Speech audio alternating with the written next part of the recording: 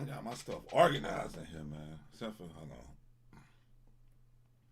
Put it right there. You can get that. I should get. I should get like a Kevin Samuels little spinning thing and put back there. uh, get me a little spinning thing back there. Put on one of my little ties. Put on some little pseudo R&B music. Boom, boom, boom, boom, boom, boom. Next caller, what's your name? Don't interrupt me. What's your name? Don't interrupt me. Look in the mirror. Hey, how you? I'm interrupting myself. What's up, Sean? What's popping, man? Oh, the expectations we set upon ourselves is the biggest failure. Biggest failure that we do to ourselves, man. That's a piece of work in the background music he uses. Man, I can sum that up really quickly. Really quickly, Sean, to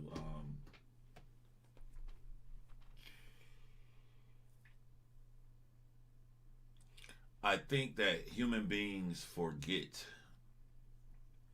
that emotions and feelings are also scientific. It is a very detrimental part of being a Homo sapien animal, if I may say so myself. For a human being is social like a lion. We're not antisocial like tigers, although we try to pretend. And the funny thing about trying to pretend is we'll go live and want to talk to people and act like we so cool that emotions don't even matter. Why are you trying to? Who are you trying to talk to? Who are you trying to talk to, Sean? So, even before we get into someone like like Kevin Samuels, I remember the first guy, this guy he blew up on Facebook. He was this Marine guy, white guy sitting in his car, muscular, chiseled face and all that stuff. And he sat in his car and he just went off on what he called fat people. He just said they're disgusting and nasty. It was a long just diatribe of going off on fat people, and it blew up around the world. And then I'm just reading comments on this Facebook video that got millions of views, and some of the harsh people who felt like they've always wanted to say this about overweight people in their life was leaving comments like, yeah, he's telling the truth. And then some overweight person comes up and says like, yeah, I needed to hear this kind of harsh talk. And then I go back into emotions and feelings is being scientific, right? So whatever it compelled this guy to sit in his car to go off like this, and he says that he cared about people, he wanted people to be healthy. That's why he did this. Well, if you care that much and you are a prudent, intelligent person and you understand that we are social animals, then I would assume that your goal is to reach as many people as possible. Divisive message sent in that tone. While you could get some comments from some people who are overweight who said they need to hear it that way, the fact that we are social animals, you would have reached a lot more people had you delivered your message in a more appeasing way for an animal, Homo sapiens, that are social animals, designed this way. So I'm like, yeah, you can be that bright, mean person, and you can get someone who will let you talk to them that way, and you make it reach that person. But how many more people could you reach understanding how the human brain works if you did it in a way that is more appealing? So I think like we have divided this thing to where it's like this science and hard stuff, and it doesn't matter how you deliver something. It does matter how you deliver something. If that weren't true, the companies and businesses that we run would not have a thing called customer service. You should be able to walk up to McDonald's and be like, they should say, what the hell you want? And that could be rude, and you should not want to ask for their manager. Why do you want to ask for their manager? I'm so sorry. My mic is way over here. So sorry. Why would you want to ask for their manager if it doesn't matter how we deliver stuff? So it's this thing like, I don't know. I just think sometimes people like hearing new brash stuff delivered some way, and it's entertaining. And since they love this entertainment, they'll start making up ideas in their mind why they want this entertainment to stay. You can just say that you're entertained. Or you like the shock appeal of talking to someone in such a harsh tone. And now there is a time and a place for every single thing. I was in the military. In the military, the structure of a drill sergeant is designed to break every single person down to where you're just this object, this sponge. You have no thoughts, no feelings, and then they go and fill you up with their military ideas, so that way you can make everybody the same, such as soldier robots. So in that method, yeah, they're very crude. But when I think about when I was in boot camp, that that only worked for like the first 3 or 4 days. Like on day 3, I was laughing. I thought everything was funny when they was cussing people out and pulling people out and making fun of them. Like I kept getting in trouble in boot camp because I kept laughing, and that's one of the ways people don't know. They use dolphin emojis on my true crime channel. That's how I got the name Dolphin, was really from boot camp, because I had that high squeaky pitch laugh, and I couldn't stop laughing. All the shit was funny to me. I couldn't take him serious.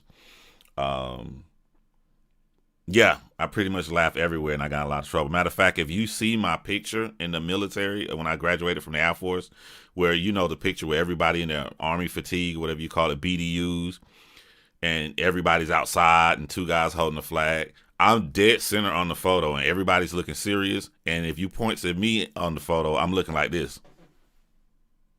That's how I look when I graduate. So I don't know, man. Different strokes for different folks, different methods work for different people. But human beings cannot forget or assume that feelings and emotions are not scientific. They're not something to the side. Now, you can allow feelings and emotions to get in the way of critical thinking. A lot of people do make that mistake. But you can't dismiss it as if it's not a part of being a human being. I want to say this Mayweather versus Paul, and I forgot to put my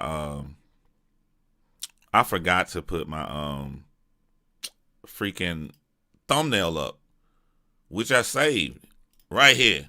This is, I'm gonna add. This is gonna be the thumbnail right here. Boom, that's the thumbnail right there. For let me make it smaller right here so you can see my face.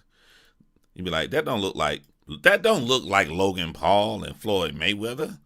That look like Antonio Inoki versus Muhammad Ali. Why are you putting up a picture of Muhammad Ali versus Antonio Inoki? No one cares about that fight.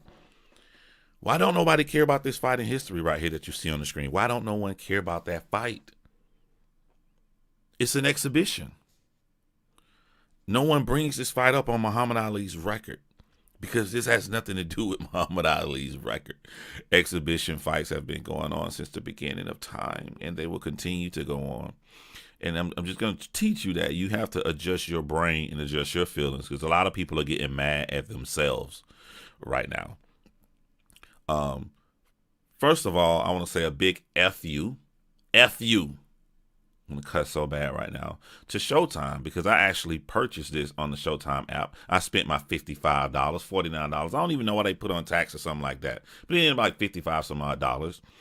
And even though I spent my hard-earned money to watch this Floyd Mayweather versus Logan Paul fight, I ended up watching it on my computer on an illegal stream, because the Showtime app kept crashing. And I'm like, what do you do in a situation like this? What do you do? All these people pay all this money, and I heard that it kept crashing for everybody. So a big F you to Showtime.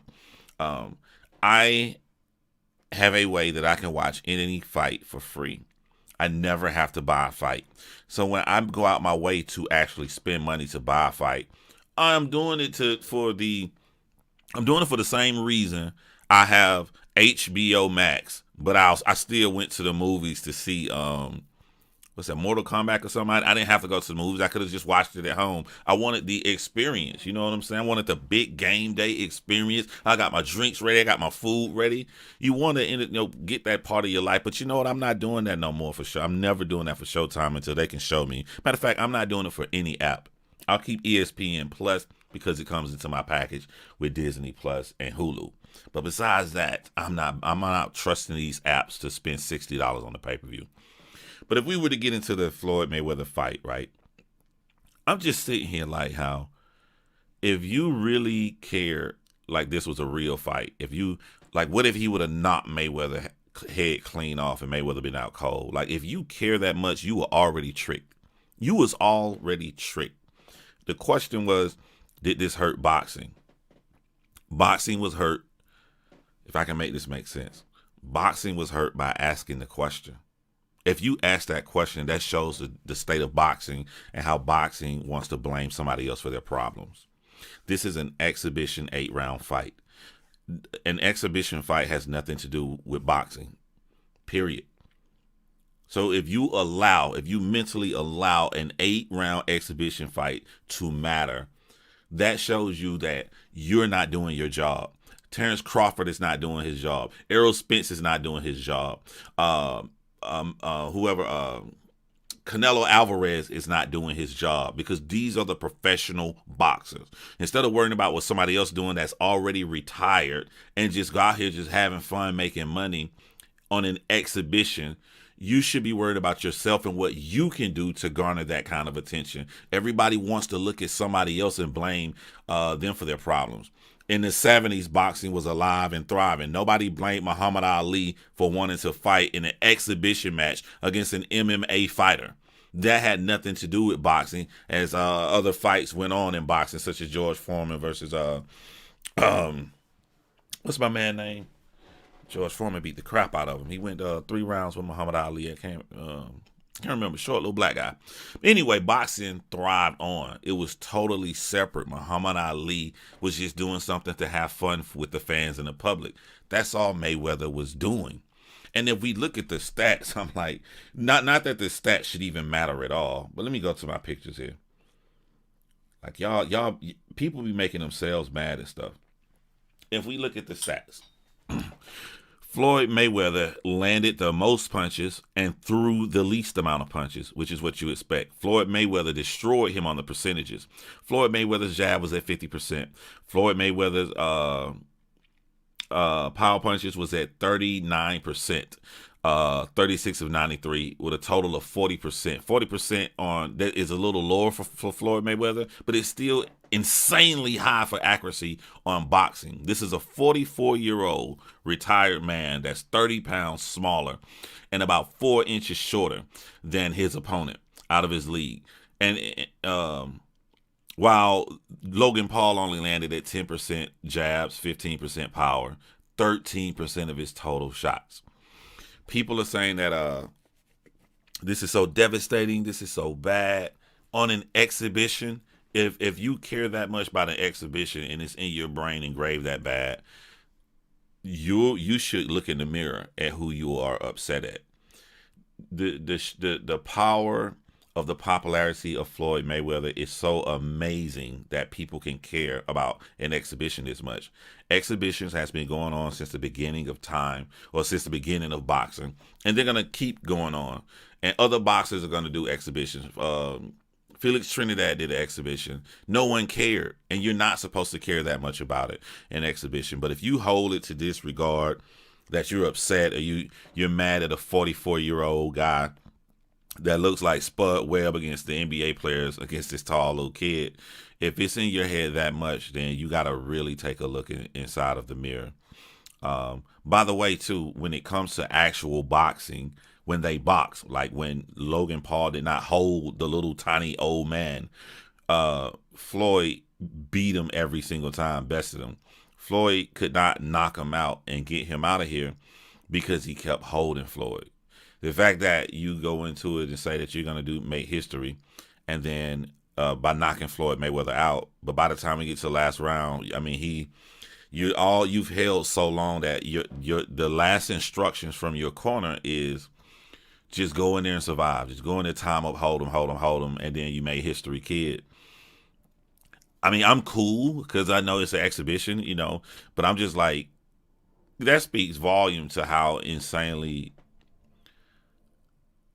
talented Floyd Mayweather is when it comes to promoting inside of the and also inside of the ring, that you got to hold the tiny little guy down. So I just think that expectations were insanely wrong for this fight and insanely out of the window. I watched ESPN coverage on this morning, and Max Kellerman said something that was true. And if you really think about it, he said that the fans were asking, like he said, the right thing for exhibition is for them to go all the rounds and, everybody have fun because it's not supposed to be that serious. He said the wrong thing for exhibition would be like Apollo Creed versus the Russian. Apollo Creed died. He got knocked out. He got beat up really badly. And He said so. He was saying like, so we want to see Logan Paul really hurt? Probably a lot of people think he a jerk, so they did. But like for an exhibition, it's just an exhibition. It's not. It wasn't supposed to be taken as seriously. I think both guys won. I think Floyd Mayweather, Floyd. But let's just remove everything off the table and let's just start stating facts. When you look at the rounds and you look at the punch stats, Floyd Mayweather won the fight easily, maybe 6 rounds to 2. He won that. I mean, all when I looked up the correspondents and the people who was judging the fight, like Kevin Owley for Yahoo Sports. When I look at their cards, they all had Mayweather up easily, right? So he wins on the punch stats, he wins on the power, he wins on the jab, he wins on the rounds, and he wins 30 million leading up to the fight, which he's gonna make way more. He wins. Logan Paul wins because I would run with this because there was no actual official judges. Just freaking keep saying it till you're blue in the face to all the little kids. Just keep saying you won, you beat Mayweather. Just say it a billion times, even though it's not true. Because who cares? It's just gonna be some annoying thing. People want to watch you fight because they hate you, so you're gonna annoy them even more. Just go out and be a heel and make more money. You know, pull more people in and enjoy the limelight. But it's crazy how on one hand Floyd can be really old, but then on the other hand people like this is amazing. He survived the greatest boxer of all time. He did not survive the greatest boxer of all time. The greatest boxer of all time is retired and way out of his prime. He would not have survived the greatest of all time. People got to get out of their mind that everybody who really hate Mayweather, you got to get this out of your mind. If you wanted to see Mayweather lose, you lost. You lost, and let's say if Mayweather went out in the first round and Logan Paul dropped him cold, boom, knocked him out. Floyd knocked out, the fight over with. If you wanted to see Floyd Mayweather lose, you still lost. It's over. His professional career is done at 50-0. It don't matter what happened in all these exhibition matches to come in the future, that he's going to sucker people out of paying money if they want to see him lose. I'm there to watch it just to be entertained. For the event status. That's what I look for it for. But if you wanted to see Mayweather lose, you lost. It's over. The career is over at 50-0. Logan Paul came into this thing 0-1. He's still 0-1. Floyd came into it 50-0. He's still 50-0. Even if this was a judged exhibition on who won, Floyd still was going to leave 50-0, and Logan Paul still was going to leave 0-1. So it's over. Paul won too money, but not as much as Floyd won. Yeah, to me, there's a desire to see this man lose. He's held on to his 0. Yeah, it's a strong desire to see Mayweather lose, to the fact that people get delusioned. They get delusioned, man. I mean, Muhammad Ali versus Antonio Inoki was the first cross fighting match ever. It was the first time an MMA fighter fought a boxer. This was huge, but no one took it serious. No one looked at Muhammad Ali's legacy. No one wanted to see Muhammad Ali or think that this loss was going to go on his record, or think it was going to go on Antonio's record. People looked at it for what it was. They looked at it as an exhibition match. You know, now the only person who probably should not have looked at this as an exhibition match would be Logan Paul. Like, wow, I get to go in there and test the millions of dollars I paid these high boxing trainers to train me to go against the former best guy in the world. Floyd is not the greatest fighter in the world right now. Floyd is an old man. He once was the greatest fighter in the world. What's up, Roberto? What did I miss? People always going to look at the money. Floyd earned the right, and if people want to pay to see him, he tells you all, this is a heist. This is a heist, but not for why Floyd Mayweather thinks it's a heist. This is a heist because people set their expectation. So he robbed y'all. You know what I'm saying? And I'm going to tell you how much of a heist it was. He never lied. He told the truth. He always tell the truth in it, and people don't give Floyd his credit for that. Floyd said, man, it's just an exhibition match, you know what I'm saying? But he said, I'm damned if I do, I'm damned if I don't. If I go in there and I knock him out early in the first round, they're going to get mad at me. If I drag him on and let him go 8 rounds, they're going to get mad at me. What did Floyd Mayweather say about Manny Pacquiao? Floyd Mayweather said, when I fight Manny Pacquiao, and everybody think he's going to beat me, he said, I'm gonna beat him easily. I'm gonna make it look so easy, and then people gonna be mad at me because he's not a better boxer. He don't have it up here like I have it. He literally told people this, and he beat Manny Pacquiao easy. He said people gonna say it's a boring fight. They're gonna say this and that. I'm never gonna win. And the reason he never gonna win is because people hate him and they just want to see him take that L. But he never took the L, and he never will. Floyd Mayweather will never take an L because he's retired. Greetings from the planet of Detroit. What's up, Augustus from Detroit? Showtime bought the product and sold it to the public. Yeah, Showtime deserves to take a big L because you can't make Floyd and Logan lose money. So your option is to hurt the paying public. The paying public paid for that Showtime app and it crashed. My app crashed 7 times. And I knew it was going to crash during the major fight. It crashed during every fight leading up to it. It crashed. I didn't see Mayweather walk to the ring. It came back on when Mayweather was already in the ring. And they was talking about his leather thing. And then it crashed again at round 3. When it crashed again in round 3, I said, yo, screw this. I came back into the room, got on my computer, and watched the illegal stream. Even though the $55 stream in my living room was playing. I just stayed in here because it was safer to watch it illegally. So Showtime pulled the heist on people. And Floyd pulled a heist on anybody who set their expectations up, to see a short 44-year-old man go against a 6'2", 26-year-old, 189-pound guy. Salute, John. I've been a fan ever since you were wearing an Alabama hat. Shout out to the old Alabama squad. You know what I'm saying? My kids still rock Alabama, so I personally feel that Castillo fight was his loss, but the 3 judges. I saw that Castillo fight 5 times. I pulled out a sheet of paper on 2 of them. I've never said that Mayweather lost that fight. The closest I've ever had of every single time was, I think, 115 to 113 or whatever, like 7 rounds to 5. But I never, on close examination, and the fighters on YouTube, I've never given Castillo more rounds than Mayweather. But this is something that Mayweather don't get props for. If you have a controversial win or a close win, right? And this is how you can tell when people hate Floyd. Manny Pacquiao, he beat easily. Manny Pacquiao come out and say he got a shoulder injury, and people believed it. Even though Manny Pacquiao going around holding his hands up, raising them, he had his guard up the whole freaking fight. Never complained about it before. Floyd literally broke his hand in the Castillo fight, right? You can see Floyd wincing in the fight. The closest fight he ever had. You can see him wincing and crying in the fight, right? You can see as soon as the 12th round was over, he went into excruciating pain. So what can you do in this situation? You win a close fight and you hurting the whole time, right? The best thing a man would do would be immediate rematch. If you don't immediate rematch somebody that claim that you're hurt, then screw you. You know what I'm saying? You made an excuse. Floyd immediately rematched him. This time Floyd got 2 hands and he beat Castillo easier. There's nothing else to say on that case. You have a controversial close fight win that you did. Your hand was broken. You fight him again with 2 hands. You beat him easier. There's nothing. What else can you do? Nobody want to give Floyd his props for that. I got it on PlayStation 4. They did the PlayStation 4 stream breakdown. They juiced this fight for sure, but I enjoyed it as well as the undercards. The only thing I did not like about the fight was the holding. But I get it.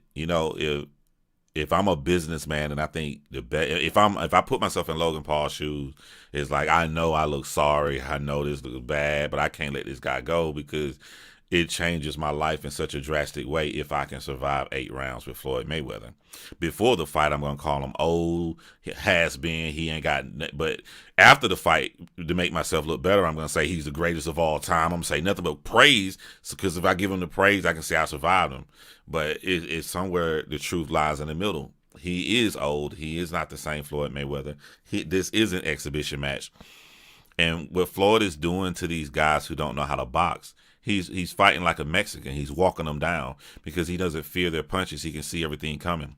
He walked McGregor down, and he walked Logan Paul down.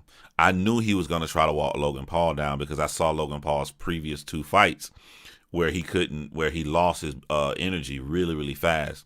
What people don't know about fighting is if you got big muscles, your muscles take oxygen. That's why you rarely see a real cut up guy. That's why Muhammad Ali wasn't cut up or built. You know, the bigger the muscles, the faster you'll get tired because they require oxygen.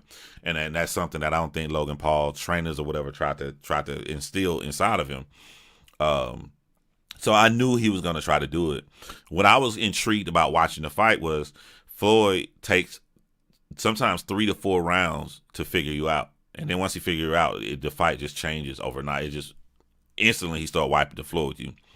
But I was intrigued because Logan Paul is so tall and so long, and it's only 8 rounds. So I'm like, he going to have to give up like the first 3 or whatever. And then is he going to be able to press it that fast to zap all the energy out?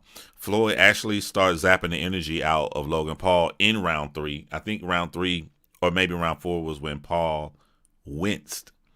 And you saw that the fight, you know, also too, I worry because when people don't know boxing, and by the way, if you didn't know me from this, before I did rap, before I did on YouTube, true crime, before I did all of that, like even my Twitter for this channel you're watching now is called Ben Real MMA, Ben Real Mixed Martial Arts. I wrote articles for boxing websites and I wrote articles for mixed martial arts websites, and I did mixed martial arts. So I'm not just talking, I actually know what I'm talking about. But in round 1, Logan Paul did this crazy fury on Floyd Mayweather, right? And I'm just sitting there going, this is amateurish, and he didn't hit Floyd one single time. But I have to look at it how casual people look at it. Casual people looking at it like, oh, he's just beating Floyd. Floyd just sitting there just smiling, blocking. It's the same thing that Oscar De La Hoya did, I think, in round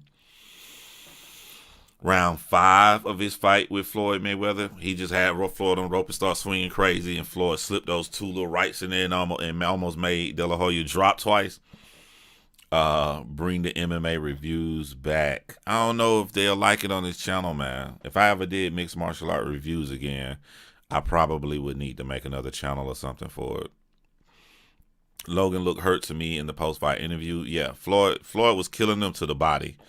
You know what I do? Like when Floyd say, like, if I knock him out in the first round, I'm wrong. They're gonna say something. If I carry him into the end, I'm wrong.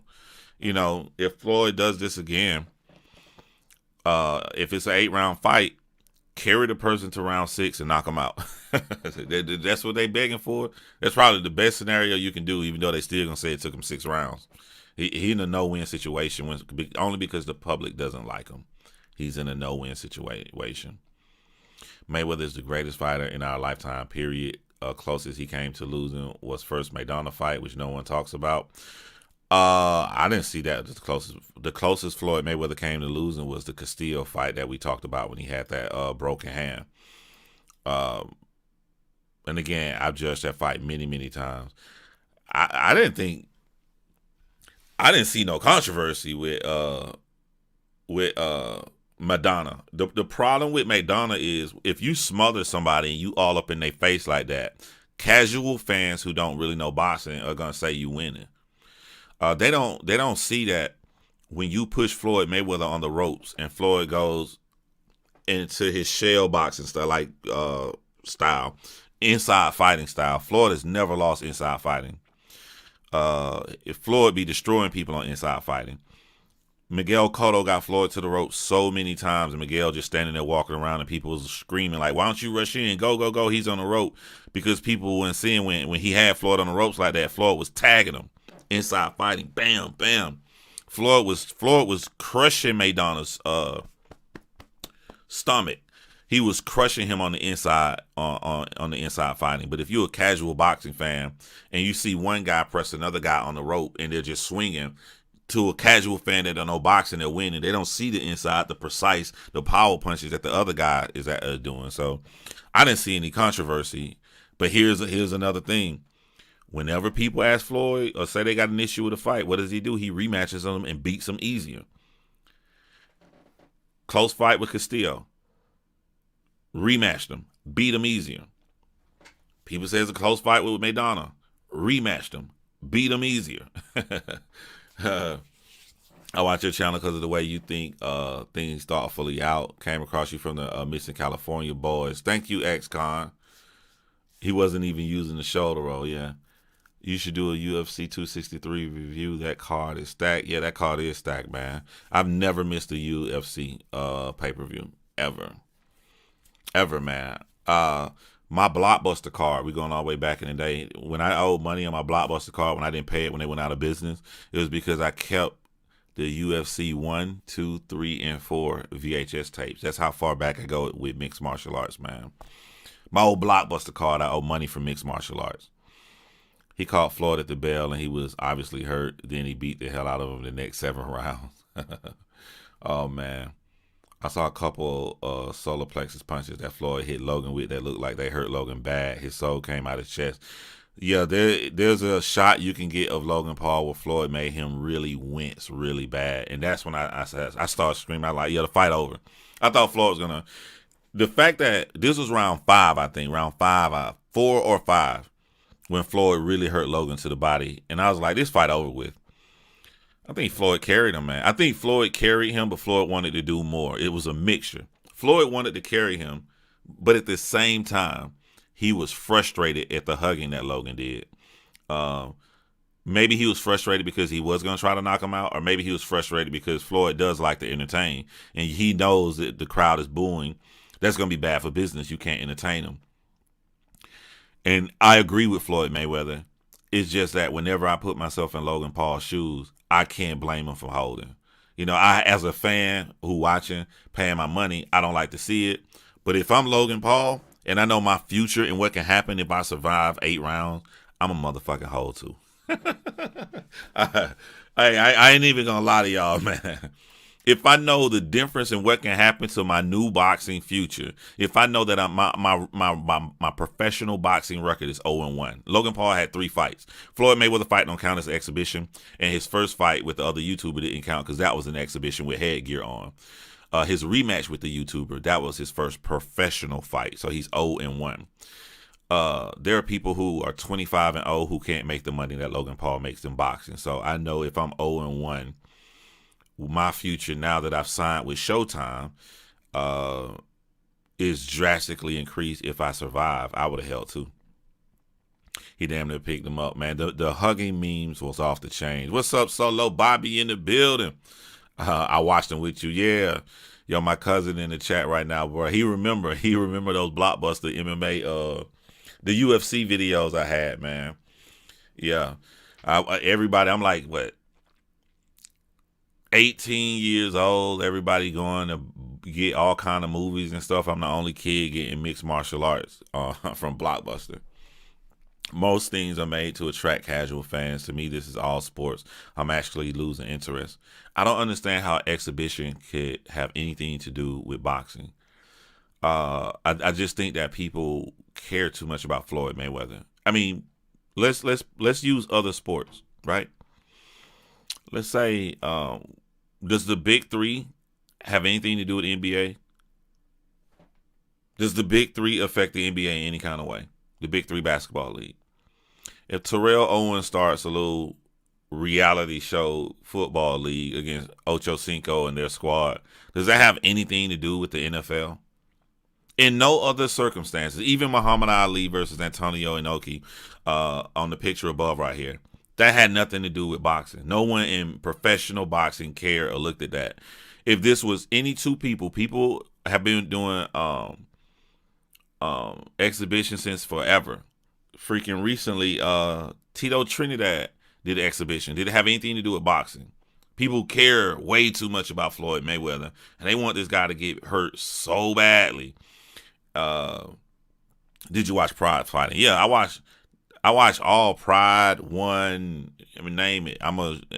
My number one sport is mixed martial arts over anything, over the NBA, over anything. That's why my handle is Been Real MMA. So there's nothing I haven't seen. Matter of fact, the last thing I just watched right before I went live was what's his name? Israeli Adesanya versus Martin Vinny, whatever his name is. He's about to fight him in a rematch. Because I just saw Michael Bisping do an interview and they got into an argument and the guy kept saying that he beat Israeli. And I'm like, well, I don't remember it that way. Then I watched it and Israeli beat the crap out of this dude for 3 rounds. And it wasn't even close except for a couple takedowns in the third. But that dude tripping. And so I watched that. Soon the fight went off, I went live right here. So I watched all that stuff. But then the other topic we have is on here. I don't think Floyd worked out for this fight.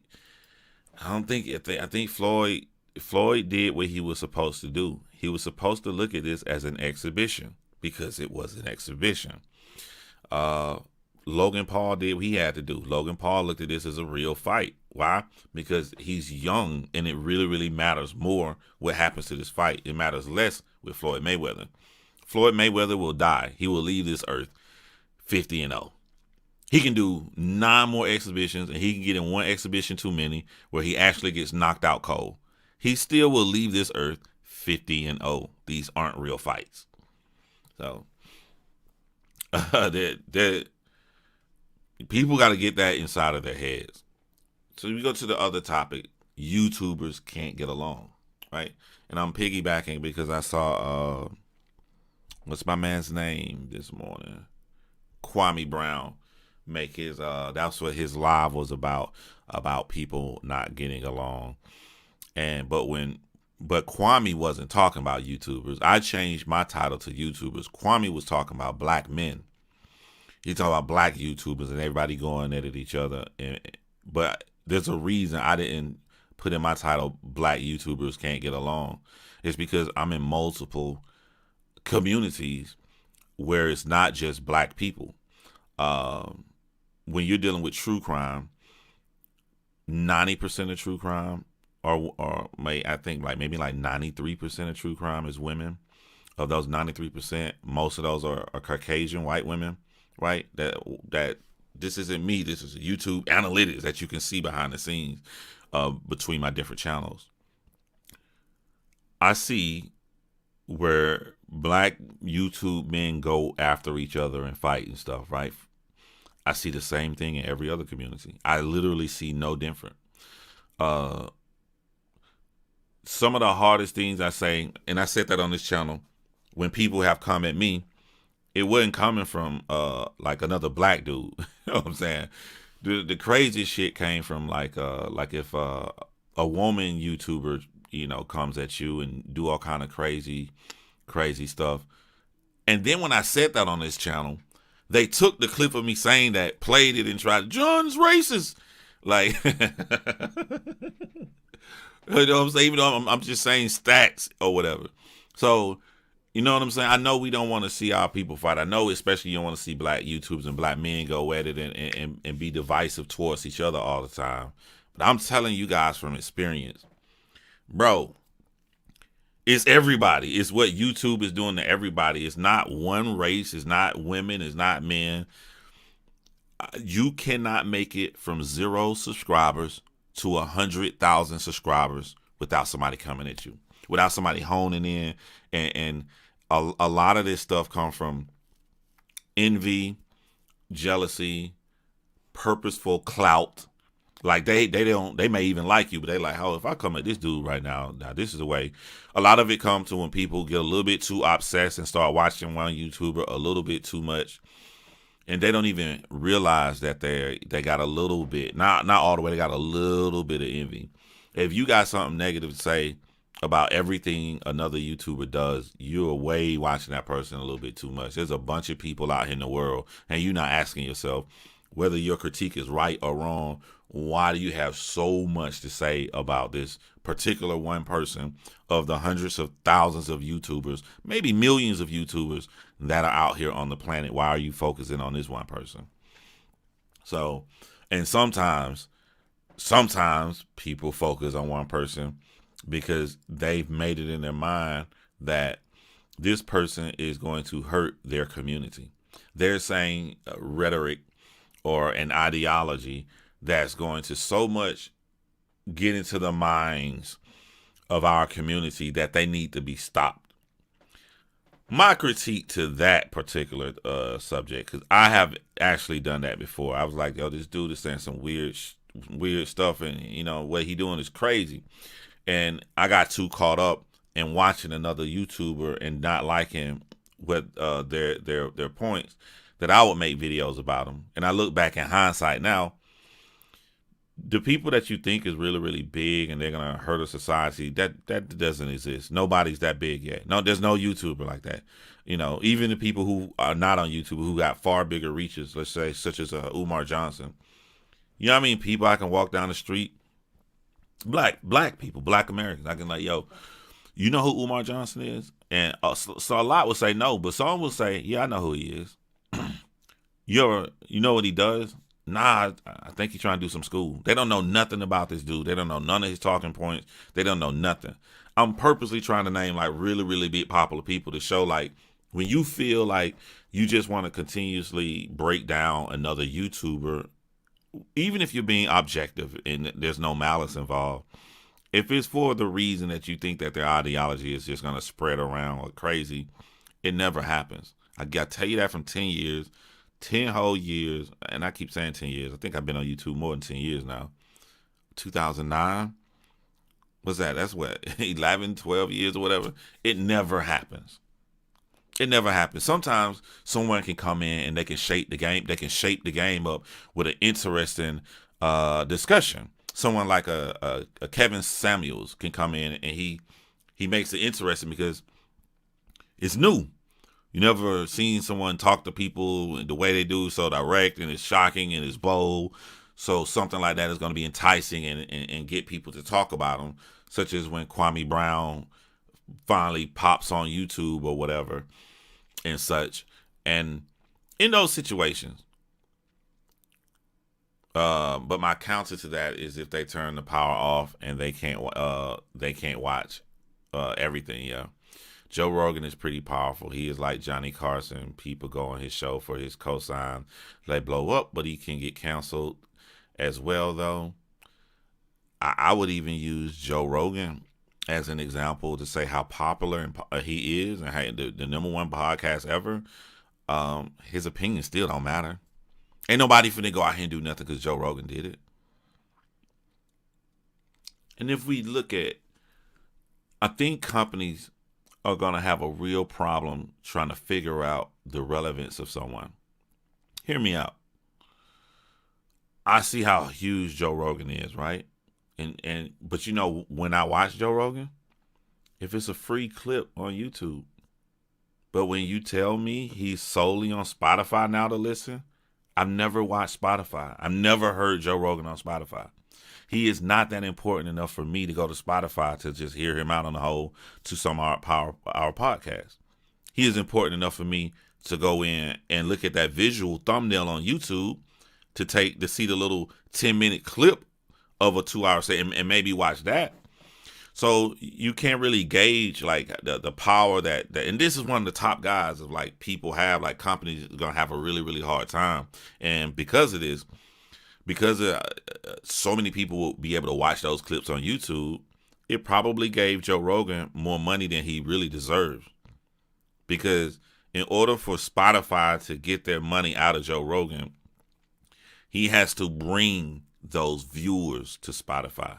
They have to come watch there. If they sign him and they still watch the YouTube clips and everything, and they're not really invested enough to go over there to Spotify, then how valuable is Joe Rogan for real?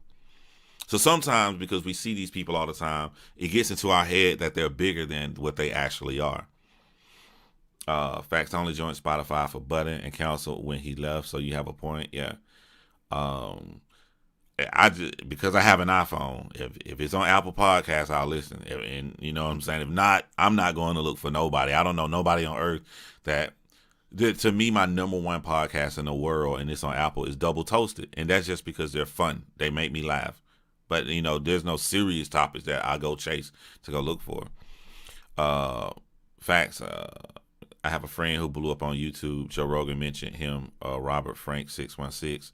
Assuming your friend doesn't have any rhetoric I don't agree with. Shout out to Robert Frank 616. So true. I didn't transition to Spotify for his show. Yeah.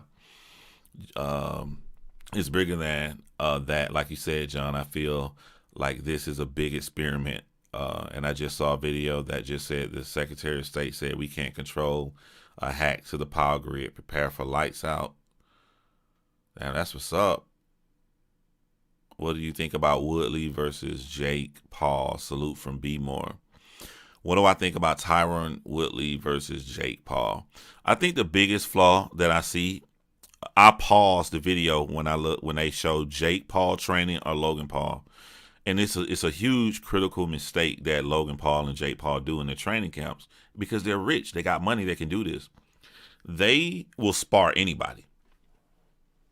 There's a clip of Logan Paul knocking 4 guys out back to back to back to back on his YouTube channel leading up to the Mayweather fight. None of them dudes he knocked out was built like Floyd Mayweather, moved like Floyd Mayweather, was Mayweather's height, was Mayweather's size. They were all random dudes.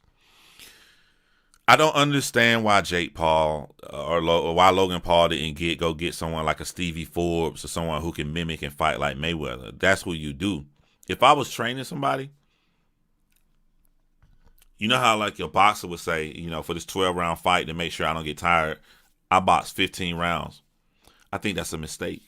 I think you should do everything how the real fight will be. And I'll give you an example. Let's say somebody go crazy and they're like, even though it's a 12-round fight, I boxed 30 rounds. Every time I was spar, we sparred for 30 rounds. So I know I'm going to have it in my tank.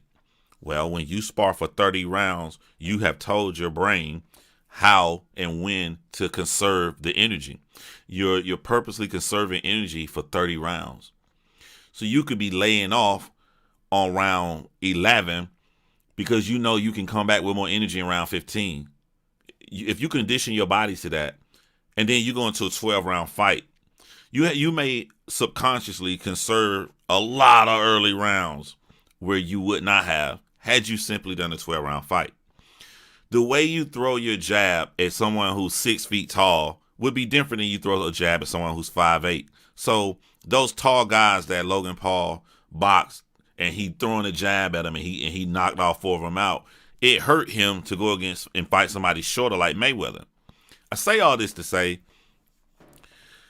I don't know if Jake Paul gonna purposely go get someone to try to emulate Tyron Woodley. But I know for a fact Tyron Woodley is going to go get someone to emulate Jake Paul. When Tyron Woodley fought, oh man, I forgot his name, man. White karate guy. He rematched with both fights were similar, but for some reason people called the second fight boring. Anyway, he went and got a world-class kickboxer to emulate him. When he fought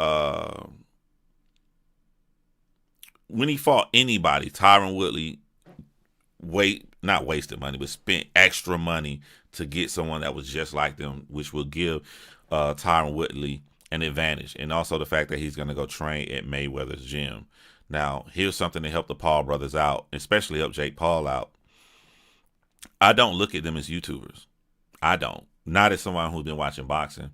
If these guys got all that money and they're going to get all of these top trainers and people and flying them out, and they've been doing this now for years, at least 3-4 years now, they are novice level real boxers now. They are not no freaking YouTubers, you know. So I give them a little bit more credit than other people give them. I think it's crazy not to get an opponent. So when I look at Jake Paul versus Tyron Woodley, the problem with Tyron Woodley is that he does not know how to adjust. You know, what happens after the first 2 rounds, he can't land the right. The good thing is Jake Paul does the same thing. Jake Paul will try a little bit something more creative or different than Tyron Woodley, but he really is being sold to the world that he has this tremendous power in his right hand and he knocked people out. In that exchange, I would say that Tyron would land before Jake. If this goes the distance or go really, really far, I give it to Jake. On an early knockout, I think Tyron can tire him out. If you watch when Jake Paul first fight, he won that fight, but he got really tired, bro. He got the muscles, man. He got really, really tired, way more tired than it looked weird how tired he got, and so he can probably try to tire him out. All that being said, if I were to bet money, I'm gonna go with size and youth, man. Them Paul kids, some big boys, and they're boxers. They're real novice boxers now. Um, all that sparring though, man, is kind of dangerous. If you notice, the new thing in fighting right now is that a lot of fighters are backing away from heavy sparring because you're getting punched, you're shaking your brain all the time.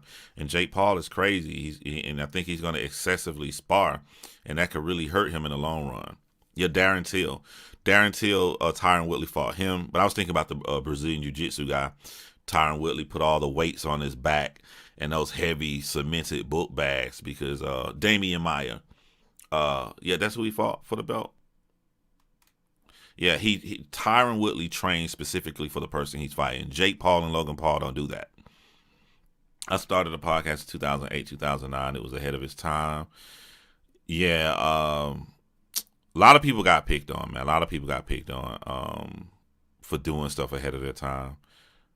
Now John Floyd overtrains to the average person. He goes 15 rounds or more in his prime. Remember, I don't care what Floyd Mayweather do. I said what I would do. I would specifically train for the rounds. If you're gonna do 12-round fights, why is it gonna hurt you to train for 12 rounds? You're conditioning to. I would want my fighter to experience everything that they're gonna experience on that night. The one thing I cannot make them experience is the audience and the crowd and the emotions that come from that. I can't help you there. Maybe we can go to a psychologist or something to prepare you for that.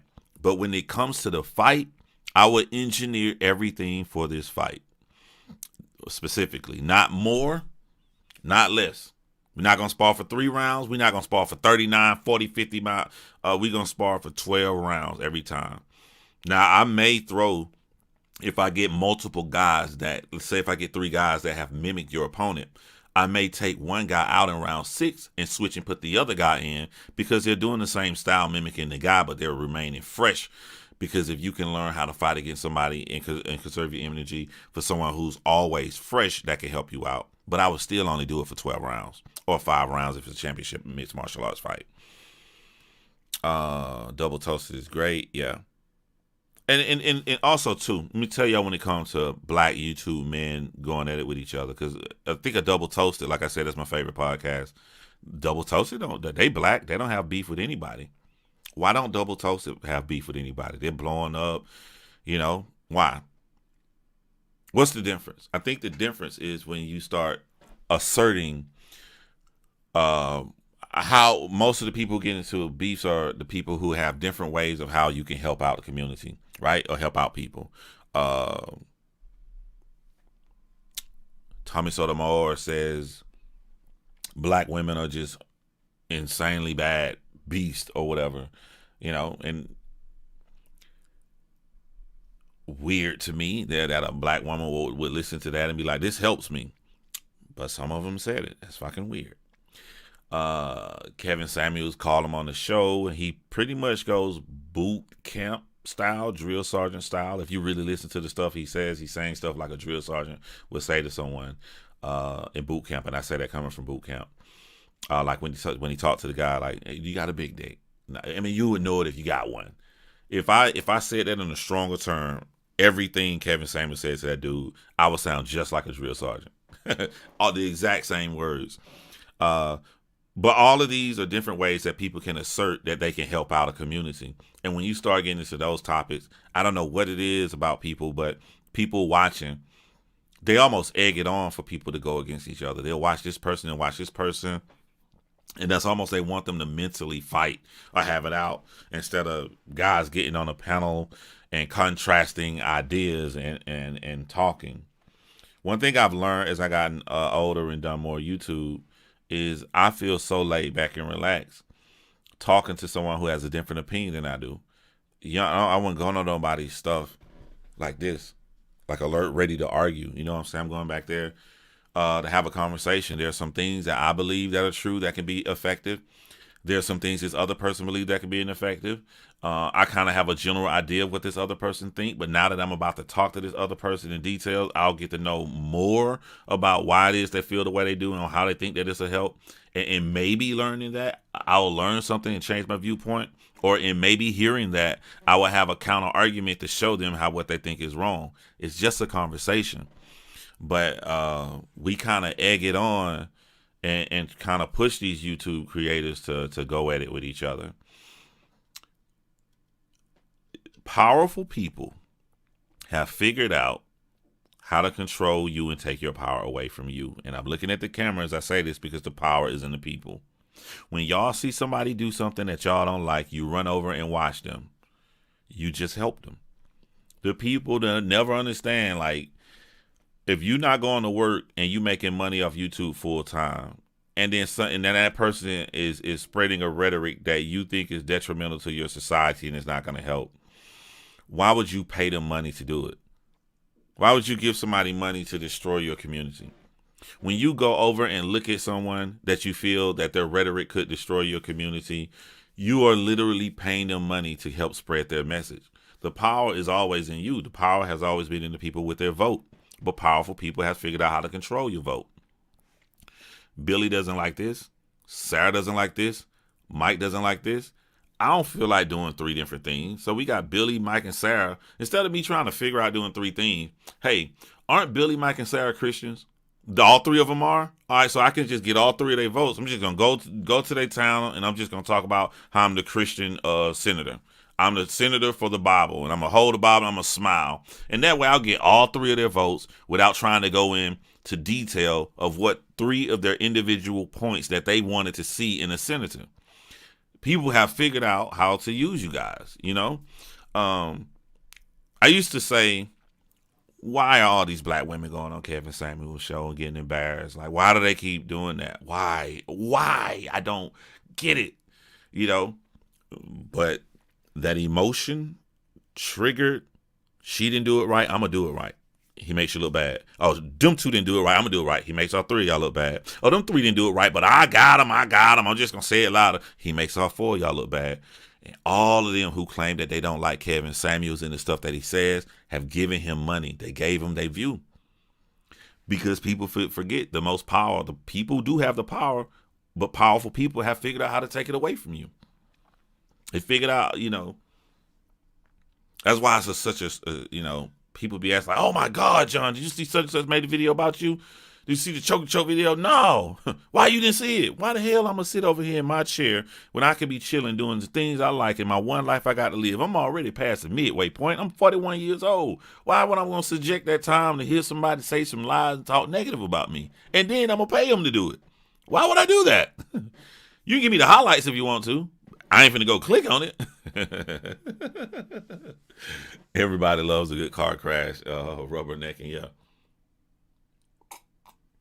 This woman made she went live and she had all these people listening. She talking all this shit, saying all these lies about me, right? When she finally talked to me, she was just so hurt. She was shocked. She kept saying little points she went from her live, and I didn't know what the hell she was talking about.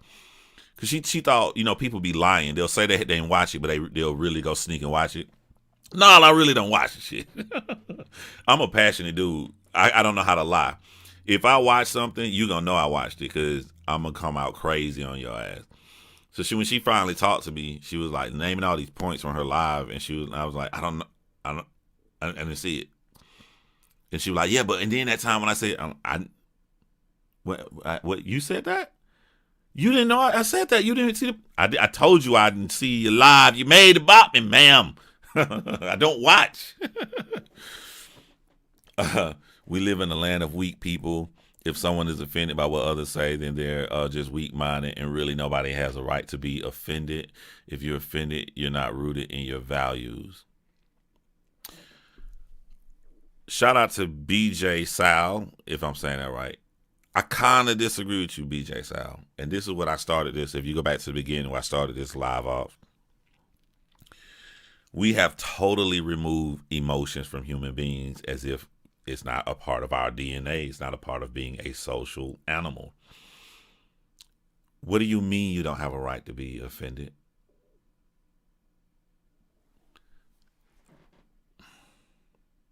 And I don't want this to be black and white. Because I believe somewhere what BJ said, which you want to try to better control your emotions. But you do have a right to be offended. You can be offended about the smallest little thing. On a scale, on a meter, it will put you towards being sensitive. But you still have that right. You have all kind of human beings in the world. You're gonna have I forget what the mental disease is. I don't know if it's introverted or whatever, but someone who has no emotions, they're just cold. That's an extreme part. You're gonna have a sociopath, an extreme part. Also in that, you can have super sensitivity. All of these are parameters that we all have inside of us. It just depends on how far we're tweaked, be it from DNA from our parents. Maybe you got a super sensitive mom or not, or maybe you do have a really cold father. But they're all inside of us. Everybody has been offended. You have a right to be offended. Now, there are better ways to, depending on what results you want out of this, to handle how when you're offended. There are better, and really it's hard to have that conversation because I would need to know whatever the person who's offended, whatever their goal, what they really want.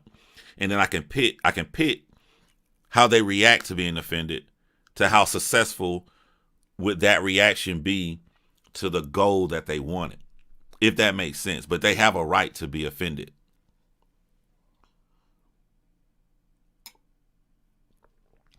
Sean R. said, it's how you choose to react when you're offended. Exactly. And by the way, she don't want me calling her out on this, but I'm still going to call her out. Sean is a psychologist in the chat. So there's one of my homies who, my homies from True Crime, made her over here to the rap section. Is how you choose to react. If you're rooted in your non-negotiables and values, it shouldn't matter what people think or say. Yeah, everybody has a quick non-negotiable for me off the top of my head. I don't want nothing to do with you if you sexually assault people, right? That's a non-negotiable. So everybody got non-negotiables. I didn't even see Mark in here. That's a fact. Back in college, we have crowd noise machines on full blast to try to simulate that feeling. Yeah, there's no way to replicate playing at a place like Texas with 100,000 people or something. Yep. I even think secretly, and it may not be a lot, I think Mayweather get a little nervous. I just think some things is going to be hard for you to get around. You can call me out anytime. Yeah, I want to debate people. Because I want to bring back into the conversation because we have totally removed it. We look down upon you if it's anything dealing with emotion. And I'm like, yo, somebody can fall. A kid can fall off the swings, right? And they'll break their arm and their bone hanging out. A kid cries a little bit. Another kid fall off the swing, break their arm, bone hanging out. They scream, go crazy. Oh! That's acceptable to us as humans. Why is physical, something physical acceptable, but something mental is not acceptable? I don't get that. There are different variations to how you would handle physical pain. So there's going to be different variations of how you're going to handle something mentally. And it's just such a hard topic to talk about because one of the fears I think that human beings have done since that's why we shun emotions is because a lot of people use their emotions to throw away logic. And that's really bad. You cannot use your emotions to throw away logic. Why? Because it's an extreme, and also you could be masking facts, right? But it's an extreme way to do something. By that same token, to throw away all emotions when it's scientifically in your DNA is another extreme reaction to a fear. Fear that this person is going only on emotion instead of looking at what the facts that are here. I think that both of those things can exist, right? Sean is a psychologist. A person can't just come in Sean's room and she just be completely rude to them and tell them what they need to hear. She just, sit your ass down on the couch or whatever. I'm like, okay, she's telling her the truth. Sean has to figure out this person on her couch's brain. Figure out the best effective method that will get through to them. Maybe the person on the couch needs to hear something a little harsher. Maybe they react better that way. But with us being social animals, there's a stronger percentage that a different approach is probably going to work. You know what I'm saying? You can't just put a blanket statement over it and like we've been doing in our society and be like, fuck your feelings. I don't care. I don't care. He said the truth. That's one thing we say in the black community a lot. I don't care. He told the truth. You should care, because if you care about whatever you're talking about, you should care to be effective. So if you go around here just being mean to people and you be like, he told the truth, but they're not receiving the information because of how you laid it out, then you wasting your time. You're ineffective. You're ineffective. Joey Donuts is here. People struggle with things they can't instantly quantify. Physical injury is quickly understandable. Emotional pain, trauma is harder to gauge quickly. You're exactly right. You're exactly right, Caliber. Emotion should not dictate actions 100%. No, but they should be taking it to an equation of how effective you want to be at communicating with someone, because we're social animals. They should 100% be taken into account. This whole thing where we being cool, people don't want to get in the mud and play the gray game, so we play the black and white game. Black and white, total opposites. Use no emotions. We not robots. What are you crazy? What do you mean use no emotions? Man over there crying because his girl cheated on him. Punk. Why shouldn't he cry? An extreme action that goes against what he wanted in life happened to him where he's devastated. Why shouldn't he cry? And it's different for everybody. One size doesn't fit all. Yep. One size does not fit all. And that's what I would like to add back into the conversation. I think that we are adults enough to not throw all emotions in the trash. I think we're adults enough to figure out that this exists, this is real, it's a part of being a human being. And while we understand this, to not let emotions cloud reality. A perfect example, I watched a comedy movie right after the fight went off last night. I watched Shaun of the Dead. It's a comedy zombie movie. But something happened in the movie, right? The bad guy in the movie, so the audience brain is built up that we hate this guy, so we hate all of his actions. He is point clear the bad guy of the movie, this little nerd dude who secretly wanted the protagonist, Sean, girlfriend on the side. Sean's mom, on Shaun of the Dead, Sean's mom get bit by a zombie, and he watches his mom die. The asshole bad guy comes with a shotgun ready to shoot his mom in the brain because she about to turn into a zombie. But the director, if you watch this film, the director has made this film so abundantly clear that this guy's an asshole and Sean is a good guy. It kind of tricks your brain into wanting him to put the gun down. But in reality, logically, the bad guy is right. We only got a couple of seconds to blow your mom's brains out before she gets up and bites and kills us and hurts our group. And I love that scene watching that last night because I was already thinking about this topic. And I'm like, this is a perfect example here. Emotions. We can't let emotions get in our way. Sean is clearly letting emotions get in his way. The bad guy's not going to reach Sean because Sean is so emotionally attached that he just watched his mom die, that he can't think logically that you only got a couple seconds before she get up and start biting people. Now, this is where my approach come in and what we talking about in this live. The asshole is right, but he's an asshole. What if he wasn't an asshole? What if there was a more effective way? What if that was Sean's friend? That he can more quickly reach Sean's brain to pull him out of this emotional gap so they can shoot his mom before she wakes up. And this is what I'm saying, the divisiveness comes in, and when we just shun emotions to the side. I would not yell at Sean in this state and throw his emotions to the side because I know he's a human being and I know how human beings feel about their mom. So there's a different approach that we gonna have to get Sean out of the way so we can blow his mom's brains out. Do you feel what I'm saying? You feel what I'm saying? That's why I don't like this whole new just be an asshole and tell the truth thing. We human beings have never survived in the history of the world that way. Just be a complete dick, and as long it don't matter as long as you're telling the truth. Yes, other factors matter that you don't need to lie, but you do need to add some mama's cooking or something on top of that truth to make it more palatable for someone to eat and digest. to reach them to be more effective because we're human beings. Yeah, he should cry and he shouldn't go out and kill and shouldn't go out and kill her and her friend. You know.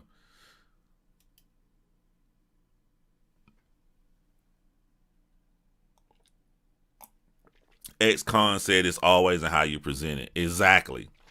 So the counter argument I get is when somebody I'm trying to take up for goes against me, right? The Marine guy sitting in this car we talked about, who made the really harsh video that went viral on Facebook, just calling fat people fat and ugly and disgusting. He went viral. And then some overweight people came in and saying, hey, man, that's what I needed to hear. It helped me. And then someone would tell me, see, John, all this stuff you was wrong. Was I wrong, though? We have to look at percentages. What if he reached that one person and he got that one person to lose weight?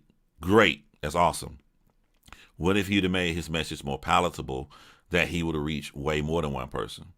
Seeing that we're social animals and we care about how we look, we post our greatest photos on Instagram wanting the likes. We want the attention. We want the admiration because we're social animals. You mean to tell me that he could not have fixed his message if he cared about people being overweight so much so that he got angry and turned the record button on his phone and went on this rant? If he cared that much about people being overweight, why can't he care enough to try to make the message more palatable to reach more massive amounts of people than that person that says, hey, I needed to hear that and it made me get off my ass and lose weight? That's what I'm saying.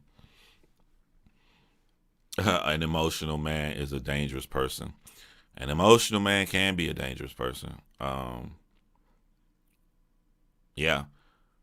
The exact opposite can be a dangerous person as well, too. Stoic, freaking unattached.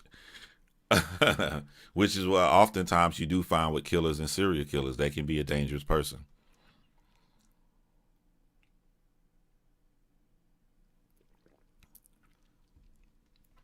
Also, fear too.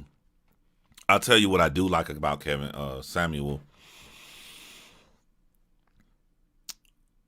I got derailed a lot on YouTube by fighting back. If you come on here, if you come on here and you just keep doing every single day what people come to see you doing, even if you get scared and you think that someone said some really damaging stuff about you, if you keep coming on here every single day giving the people what they came to see you from, it don't never work. It don't never work. Tommy Sotomayor showed 1 billion messages in the inbox where Kevin Samuels was trying to get on his platform when Kevin was small, and Tommy, of course, ignored him. Kevin didn't come back and do a whole live stream explaining why he sent the emails. He came back playing the same music, called another woman on the show who got a little bit too emotional, and then did what he did and made her look bad. Because that's what he do every single day. You know, and I try to look and learn from every single situation. All you got to do, no matter what happened, no matter what someone says about you, is stay in your lane and keep doing what you're doing. And then you'll grow your audience and people will respect you more for that. And as long as you're open-minded, it's okay with being anything. It's okay if you are not emotional at all. Because if you're open-minded, you're constantly thinking of how you can have empathy to learn how to react, even though it doesn't come naturally for you to have any emotion. Vice versa. If you are emotional and you recognize this, that you are an emotional person, but you are open-minded, and you're constantly aware of this situation, and you may ask yourself, the way I react, is this one of them times I'm being emotional? Or let me sit back. How should I do this? So as long as you're open-minded, you can overcome anything. I don't even know if I like to say the word overcome, because maybe these aren't necessarily bad traits, you know. I think your message should be about who gravitates to it. As long as it's not misleading, who cares? Explain that to me, DeRusso, as long as what's not misleading. It's the quiet one sometimes you got to look out for, yeah. We all learn different, so some of us need the drill sergeant approach. You're right, Nora. Like that guy, the overweight person. Maybe they heard a bunch of nice. See that? See, but that's that black and white thing. Mean, nice, mean. It don't have to be mean, nice. It could be being detailed and learning who you talking to. You see what I'm saying? Everything ain't black and white. Cause I don't want to just say be mean or be nice. I'm not. Maybe you can be direct to a person. I don't want to say friendly. You can be direct without coming across as being an asshole. You see, it's so much gray area we avoid talking from because it's just so easy to fall into the trap of a fallacy. Mean or nice, mean, like those are only two options. Those aren't the only two options. But yeah, people learn differently. Some people may need to learn in that way. But even in that, I can still say, because of how human beings are designed, you will never get the most amount of people to listening to you coming at being an asshole approach, because we're social animals. That is in the it's in there. It's in the answer of being social animals. You will never get the largest amount. So if you just say like, look, I know I ain't gonna get the largest amount. I know I'm only get a small few. I'm only here for that small few because there's a lot of people doing the other kind of way. Yeah, you being honest with yourself.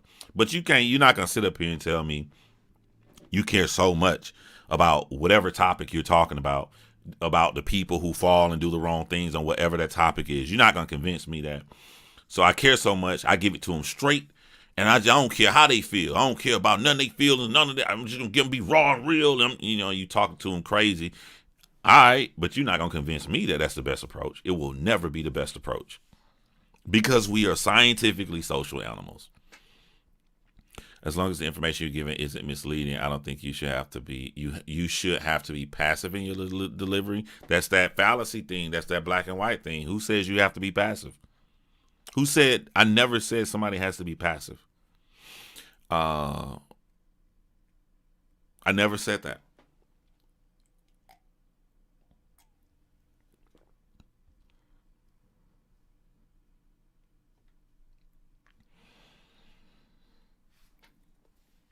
Honestly, those sisters on KS show are delusional, and I support him, but he's sad at the same time. I was hoping they were paid actors, but unfortunately, they are not. Um, that I think a lot of those situations are perfect examples of when you do let emotions um, cloud what your goal is supposed to be. That's what I think is going on. And I think some people are trying to beat and force through a wall instead of trying to figure out other ways to handle the wall. And in that situation, Kevin Samuels would be the wall. So one person goes and they roll the neck and snap and get firm with him. He makes him look crazy and does the whipping lash. So the other person tries to beat the wall harder and harder and harder, and they're not understanding maybe the beating the wall is the total wrong approach to do. Anyway, when it comes to the having an ideology, I think that if you believe something so strongly, you're gonna start throwing everybody to that category.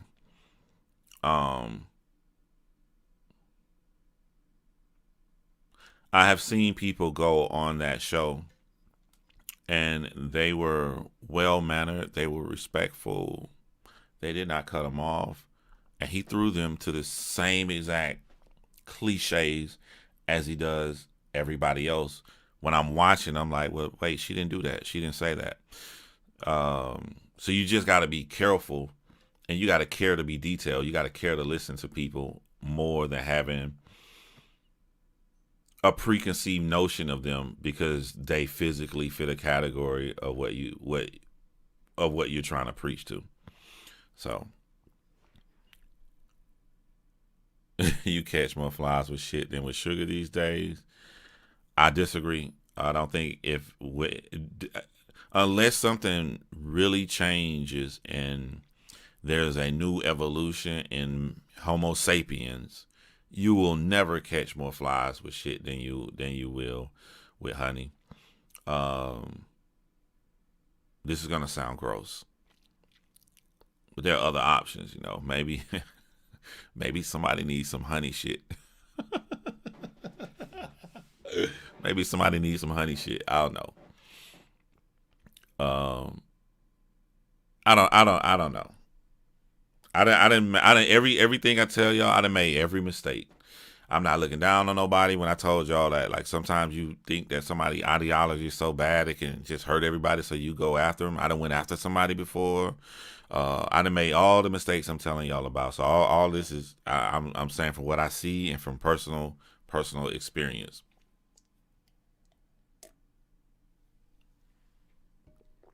It was fun though. It was entertaining. But ultimately, when you get into these tips, it just takes you away from what you came to YouTube to do in the first place.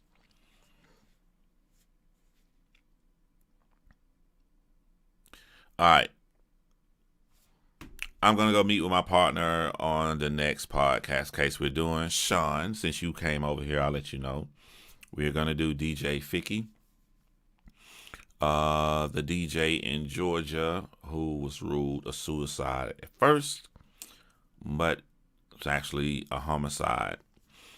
And this will be the first time we're going to have a guest on our podcast, as his family member is going to come up and discuss too. So about to meet with her and start doing that. And then I will be doing my Patreon video that you guys asked for. So that video will be coming up soon, man. Until then, y'all hold it down, man. It's been real.